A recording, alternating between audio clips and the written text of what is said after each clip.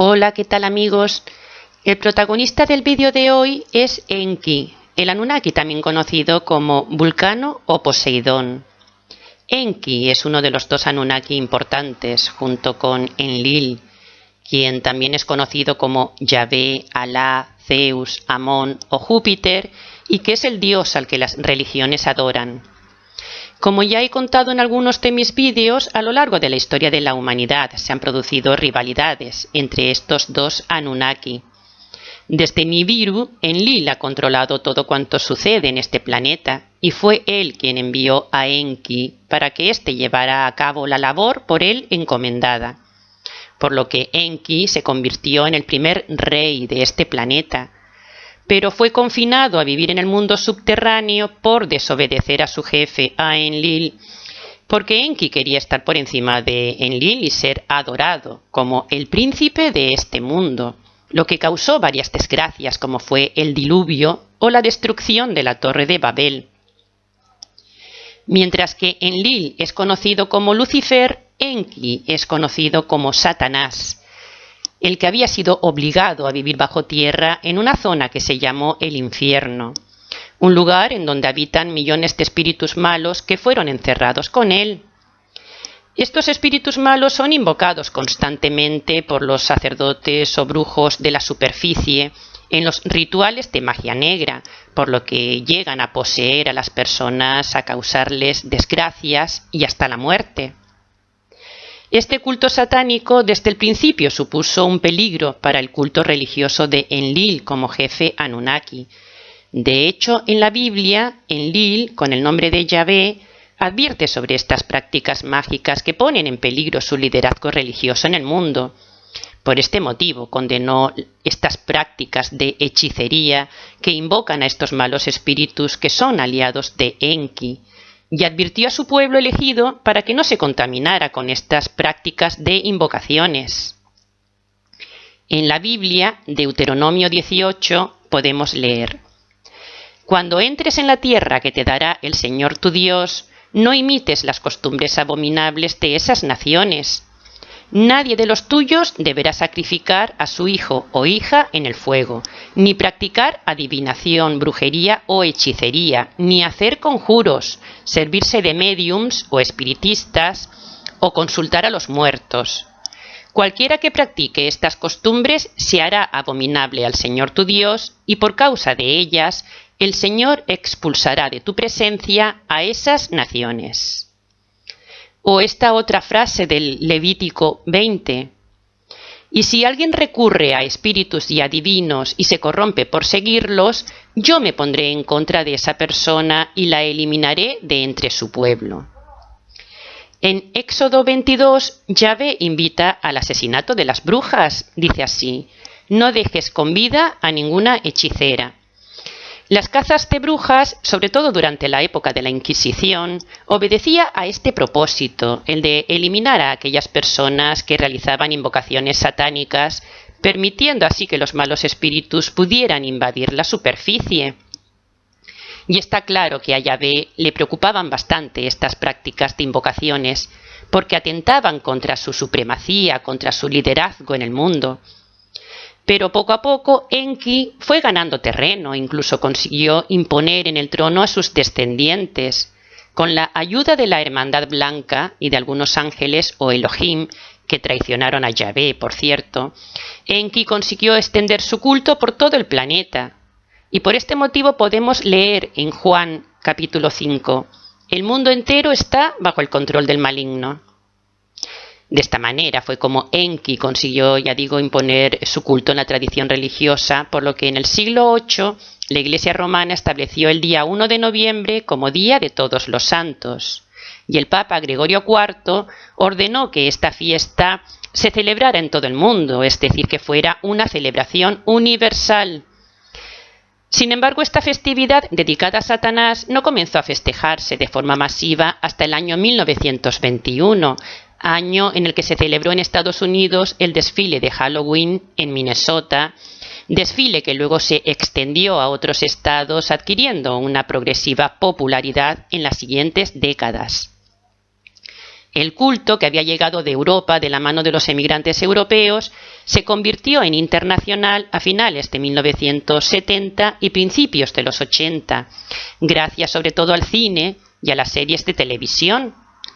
En 1978 se estrenó en Estados Unidos y en el mundo entero la película Halloween, de John Carpenter, una película ambientada en la víspera de Todos los Santos. Pero vamos a ver cómo eran realmente estas celebraciones originalmente. Vamos a verlo. Antes, los sacerdotes satanistas iban de casa en casa exigiendo a las familias que les entregaran a sus hijos para estos ser sacrificados. El pacto con Satanás incluía la garantía de que si entregaban a un niño para el sacrificio, la familia no sería maldecida por Satanás e incluso sería protegida por él. Pero si la familia no les entregaba lo que les pedían, les lanzaban una maldición, quemaban sus casas o les advertían que algún miembro de la familia iba a morir por este motivo. También marcaban sus casas con el símbolo satánico para indicar a los malos espíritus que esas familias debían ser atacadas. Por su parte, las familias que habían entregado sus hijos a los sacerdotes satánicos debían colocar fuera de sus casas un nabo que indicaba que esa familia había admitido el trato y por lo tanto no había que atacarla. Y este es el origen de la frase truco o trato. Porque estos sacerdotes asesinos portaban en sus manos nabos ahuecados en su interior que tenían caras talladas que representaban a Satanás, así como velas encendidas en su interior con las que ellos podían iluminarse por las noches. Los sacerdotes se disfrazaban de diablo o se cubrían los cuerpos con los restos de los animales sacrificados, colocando sobre sus cabezas las cabezas de estos animales. Y de esta manera guiaban a la gente, encendían grandes hogueras y sacrificaban en ellas a las personas. Cuando esta celebración llegó a los Estados Unidos, se sustituyeron los nabos por las calabazas, porque éstas eran más abundantes allí, y esta celebración se convirtió en Estados Unidos en la segunda fiesta más importante tras la Navidad. Anton LaVey, autor de La Biblia satánica y sacerdote de la Iglesia de Satán, afirmó que hay 3 días sumamente importantes para todo satanista, pero que el día más importante de todos es Halloween. Doreen Irving, que fue considerada la bruja más grande de Europa Occidental, afirmó lo siguiente: si los padres tuvieran alguna idea de lo que realmente es Halloween, ni siquiera mencionarían esa palabra frente a sus hijos. Así de claro, porque en esa noche maléfica se invocan a los malos espíritus, a Enki y a su legión de demonios, que pueden hacer de las suyas porque están siendo invocados y hasta celebrados. Por lo que los malos espíritus pueden campar a sus anchas ante la aprobación de las personas que los festejan como si de un acontecimiento positivo se tratara. Esta celebración satánica dura 6 semanas. Comienza la última semana de septiembre y todo el mes de octubre y termina el día 9 de noviembre, día que comienza el Año Nuevo Satánico. En este período los sacerdotes primero deben ayunar para encontrar la voluntad de Satanás, luego deben confesar sus pecados ante el maligno y someterse también a rituales de bautismo con sangre de sacrificios. Satanás es representado como un macho cabrío al que los sacerdotes deben entregar sus ofrendas el día 1 de noviembre, ofrendas de sacrificios humanos. Por este motivo, en los días previos al 1 de noviembre, desaparecen más niños que en el resto del año y el índice de criminalidad y de accidentes aumenta por 4. En esta fiesta de disfraces, que representa el reino de las tinieblas, dedicada a la alabanza e invocación de las fuerzas malignas, se representan casas tenebrosas llenas de telarañas donde se llevan a cabo sacrificios humanos, vampiros, zombis, esqueletos, murciélagos y mucha sangre. Y cuando algo se convierte en una tradición, las generaciones futuras no cuestionan los orígenes y lo repiten como si de una fiesta normal se tratara. Porque una de las artimañas del padre de toda mentira, Satanás, es disfrazar las cosas más nocivas de otras que aparentemente son inofensivas. Pero la realidad es que hay cosas que cuando las hacemos nos afectan espiritualmente. Y esta celebración incita a los niños a involucrarse en rituales satánicos como si de un juego se tratara. Se les enseña que es normal jugar con esqueletos, máscaras tenebrosas, sangre, brujas, por lo que es difícil que de adultos difieran el bien del mal cuando el mal es asumido como un juego divertido. Los niños juegan a ser sacerdotes y van de casa en casa pidiendo truco o trato. Y si los adultos se niegan a darles golosinas, hasta pueden arrojar huevos contra la puerta de sus casas. El truco o trato simboliza que es bueno hacer un pacto con el diablo para que no nos pase nada malo. Y aunque muchas personas se sienten incómodas con estas celebraciones, no quieren privar a sus hijos de disfrazarse y de pedir de casa en casa cuando estamos hablando de una fecha en la que los niños son secuestrados en todo el mundo. Pero más preocupante es ver a personas que conocen el origen de estas celebraciones, pero que deciden seguir participando de ellas porque les resultan divertidas. Sin embargo, no debemos entregar nuestros espíritus a Satanás participando de estas celebraciones religiosas.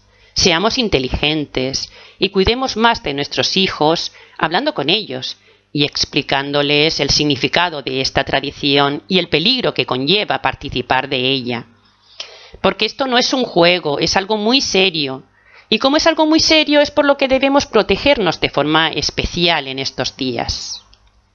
La mejor manera de protegernos es conectando con la fuente de energía positiva de la que todos procedemos y que no tiene nada que ver con las religiones o con las doctrinas de este mundo. No, es algo espiritual y personal. De hecho, nadie nos ha hablado de la fuente, como si ésta no existiera y solo existiera lo negativo. Hay que pedir a la fuente, hay que pedir limpieza, hay que pedir protección espiritual, y aquellas personas que creemos que Jesús es un buen canalizador de esta fuente o de esta luz universal, pues también podemos pedirle a Él que nos cuide y nos proteja no solo a nosotros, sino a toda nuestra familia. Es algo que debemos hacer mentalmente y con nuestras propias palabras, a diario y con confianza. También es recomendable echar de nuestras casas a esos malos espíritus que son enviados con oscuros objetivos, pero que no vemos con nuestros ojos, porque ellos están en otra dimensión, aunque negativa es otra dimensión. Echarlos de nuestras casas es más fácil de lo que creemos, y lo podemos hacer tan solo con agua. El ritual del agua consiste en coger un vaso y llenarlo de agua. Nos colocamos a su lado, situando nuestras manos juntas unos centímetros por encima del vaso, con las palmas hacia abajo. Luego es bueno respirar profundamente unos segundos antes de imaginar que una luz blanca muy poderosa entra por nuestra cabeza, pasa por nuestros brazos y sale por las palmas de nuestras manos en dirección al agua. Aunque no veamos nada, solo con imaginarlo, solo con pensarlo, es efectivo. Pues bien, con el agua hay que salpicar nuestras casas, nuestros lugares de trabajo o vehículos, de dentro hacia afuera. E incluso podemos utilizar un pulverizador o salpicar el agua con nuestras manos, como queramos, ¿no? El caso es que es muy efectiva, porque este agua está impregnada de energía positiva que hemos canalizado utilizando nuestros cuerpos físicos. Y este es el método, la manera más efectiva de alejar a los malos espíritus de nuestras vidas. Y funciona, así que a practicar, a pedir y a limpiar. Saludos amigos y hasta pronto.